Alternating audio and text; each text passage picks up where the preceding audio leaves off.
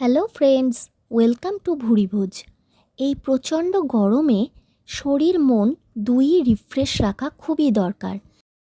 তাই ভুরিভোজে আজকের রেসিপি ভিন্ন স্বাদের চটপটা আরামদায়ক পানীয় আম পুদিনা লেমনেড। তাহলে জেনে নেওয়া যাক কিভাবে ঘরেই এটা সহজে বানানো যায়। প্রথমে দুটো কাঁচা আম ভালো করে ধুয়ে জলের মধ্যে সেদ্ধ করে নিতে হবে।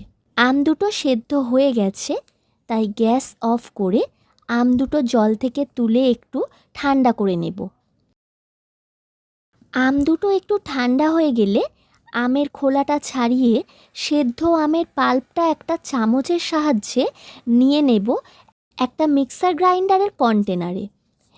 সবটা নেওয়া হয়ে গেলে দিয়ে দেব নুন, বিট নুন, চিনি, হাফ কাপ পুদিনা পাতা, ভাজা জিরের গুঁড়ো, চিলি ফ্লেক্স আর সামান্য জল। এবার সবটা একসাথে ব্লেন্ড করে নিতে হবে।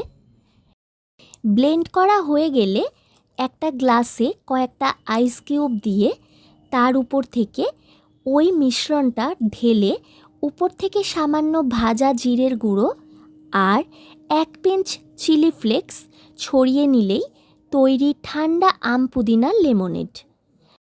তোমরা চাইলে জলের পরিবর্তে ওই মিশ্রণটার সাথে সোডা ওয়াটার মিশিয়ে পরিবেশন করতে পারো।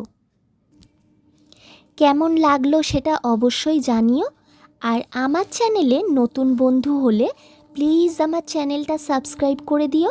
সকলে সুস্থ থেকো, ভালো থেকো আর সর্বোপরি রিফ্রেশ থেকো। আজ তাহলে এই পর্যন্তই।